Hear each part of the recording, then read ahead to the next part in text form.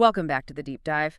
Today, we have a really specific goal. We want to cut through the noise, basically, and really dig into the sources you shared about a modern spiritual group. Yeah, that's right. One that claims its lineage comes straight out of myth. We're going to unpack what the Fraternitas Atlantica Saccra says it offers. Yeah, the FAS, the Sacred Atlantean Brotherhood. We're looking at their core claims, their structure, how they're governed internally, Right. and maybe most importantly, the actual path they lay out for people seeking, spiritual awakening. So for you listening, the big question we're tackling is this. What is this organization really based on these documents? And what's the appeal, the strategic appeal of their specific route to enlightenment? We want to get beyond just listing beliefs. Yeah, let's analyze why it resonates. It's interesting because they present themselves as like both ancient and superstructured. Oh, so? Well, they blend this grand mythological backstory with a very modern step-by-step kind of self-development path. Okay, so when we look at how they define themselves, the sources jump right out. They don't just call it an organization. Right. They say it's a living, breathing force. That phrasing alone, it suggests something total, right? Not just signing up for a club. Definitely. Immediate immersion. And that force, crucially, is anchored in history. Or maybe prehistory. Atlantis. Specifically, the ancient wisdom of Atlantis. And look, this isn't just flavor text. It's strategic. How do you mean? Well, if your wisdom comes from some lost, idealized civilization, one that supposedly predates all known historical religions, Okay. you instantly bypass centuries, millennia of dogma, conflict, all that baggage. That is clever. It gives them this foundation that's, well, kind of unassailable, historically speaking. Exactly. Who's going to critique the historical record of a civilization that supposedly sank? Right. Their knowledge is positioned as inherently pure, timeless. Precisely. And the mission they pull from that source, it's huge. Reconnecting people with their divine origins, harnessing consciousness, basically elevating humanity towards spiritual enlightenment, promoting unity. Wow. So they're positioning themselves as guides for, like, collective evolution. Pretty much. And it's all baked right into the name, isn't it? Let's break that down. Fraternitas Atlantica Saccra. It feels like a blueprint. It really does. Fraternitas first, that sets the tone. Brotherhood, spiritual family. Shared journey, not going it alone. Right. Then Atlantica, that's the connection we just talked about, that deep well of, lost wisdom. Pure source. Okay. And Saccra. Sacred. It frames the whole thing as a sacred undertaking, a shared quest. So every part reinforces the core message. Sacred journey, supportive family, pure ancient guidance. Nailed it. All right, now let's shift to their core philosophy. The sources say they're united not by dogma or ritual, That's a key claim. but by the shared quest for truth, self-realization. They offer a pathway to awakening, not just, a list of beliefs to tick off. And that emphasis on direct personal experience. That's very appealing today, isn't it? For people wary of institutions. Definitely. They're told true spirituality is found within. Explore your own consciousness. Recognize your connection to everything. But wait, that brings up an interesting point. Attention, maybe? Go on. If the truth is already inside me, if I sort of possess the knowledge already, then why do I need this organization? Why not just explore on my own? That's the million-dollar question, right? And that's where the Brotherhood defines its specific role. Okay. They say their job isn't to lead you to knowledge you don't have. It's to awaken the dormant potential that's already there. So they're like catalysts, reminders. Exactly. They help you remember the wisdom you supposedly already possess. They provide the environment, the nudge. Okay, so the Brotherhood is a structured support system designed to jog your divine memory, maybe. Something like that. But hang on. If they reject external dogma, like they say, why the rigid 9-degree system? Isn't that just structure? Isn't that procedure? That's the paradox, isn't it? Or maybe the practical reality. Explain. They frame that structure as a necessary tool for an internal goal.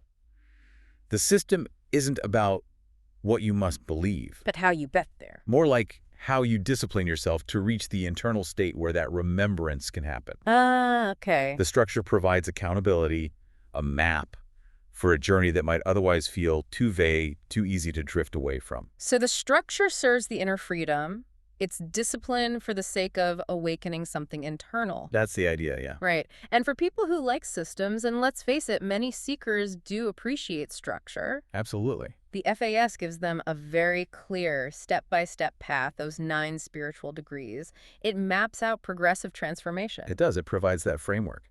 Let's quickly walk through the tiers just to see the structure. Okay, so it starts with the initiate level. It's degrees 1, 2, and 3. Foundation building, learning the basics. Yeah, laying the groundwork for self-exploration, introducing the tools of consciousness, that kind of thing. Then you move up. Middle tier is navigator, degrees 4 to 6. Correct. Presumably about navigating your inner world more effectively. And the top tier, the final stage. That's the captain level, degrees 7, 8, and 9.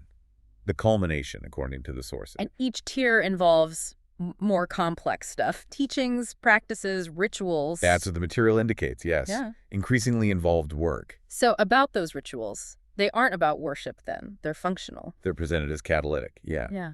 The stated goal is to help dissolve the barriers. Mm-hmm. You know, mind, body, soul. Like tools for integration. Precisely. The practices are designed to let that inner divine spark, as they call it, shine through. Integrating all the aspects of the self into one whole. Exactly. And what's the end game? After you climb all 9 degrees, what does that integrated state actually look like? Well, the sources describe the ultimate goal as a complete transformation of consciousness. Okay. The aim is to overcome the illusion of separation, that feeling that we're all separate individuals cut off from the universe. And replace it with? Merging with cosmic unity. That merger is awakening, in their definition. Wow. Cosmic unity, that's profound. Losing the sense of being a separate self entirely. That seems to be the implication. Experiencing fundamental oneness with everything. Okay, and guiding people towards this cosmic state. There's a key figure, right? Yes, the teachings of Grandmaster Waxira seem central. And his message reinforces this core idea. Absolutely. That everyone is born with this divine potential. They just need the right prompts or tools to access it. The sources gave us a really potent quote from him. It feels like it sums up their whole philosophy. It really does. Let's hear it again. The Grandmaster says, "The awakening of the soul is not a destination. It is a process of remembrance. You were never lost. You simply forgot who you truly are. Our work is to help you remember." That reframing is powerful, isn't it? Hugely. If awakening is just remembering, it takes the pressure off, in a way. So? Well, you don't have to achieve something new or external. The focus shifts entirely inward. It implies you're already complete. Just suffering from a kind of spiritual amnesia. Exactly. You just need to wake up and remember. Drop the forgetting. And that framing probably helps explain why their invitation is so broad. They say they're open to anyone seeking higher purpose. Right. And they stress that you can connect through different ways: study, meditation, ritual. Or even just shared intention. Or simply through the shared intention of awakening, yeah. The methods seem flexible, even if the overall path, those 9 degrees, is pretty fixed. And it's interesting, they talk about ancient Atlantis, but they operate very much in the 21st century. Oh, absolutely. The sources mention their social media tags, like hashtag Sacred Brotherhood, and their YouTube channel at Atlantean Brotherhood. Right. They're bridging that gap, marrying this deep mythological narrative with very contemporary outreach methods. It solidifies their image, doesn't it? Both timeless and accessible right now. Yeah, presenting an ancient answer for that modern feeling of disconnection, perhaps. Hashtag, outro. Okay, so let's synthesize this deep dive. The Sacred Atlantean Brotherhood, the FAS, they frame spiritual growth fundamentally as remembrance. Not discovery. Right. Guided by this idea of pure, ancient Atlantean wisdom. And it's a highly structured process. That 9-degree path, yeah. Moving people from initiate through navigator up to captain. With the ultimate goal being, well, overcoming that illusion of being separate. Achieving cosmic unity. And that leaves us with a final thought. A provocative one, maybe, for you to consider. Okay, let's hear it. If, like the Brotherhood claims, spiritual evolution really leads to a complete transformation of consciousness, this merger with cosmic unity. Yeah. What practical difference does that make right now? Yeah. How does aiming for cosmic unity actually change your understanding, your daily experience of your own mind, your body, your soul? How does the ultimate goal connect back to the everyday reality? Exactly. What shifts? That is a great question to chew on. Thank you for joining us as we explore the Fraternitas Atlantica Saccra. We'll see you next time for another deep dive.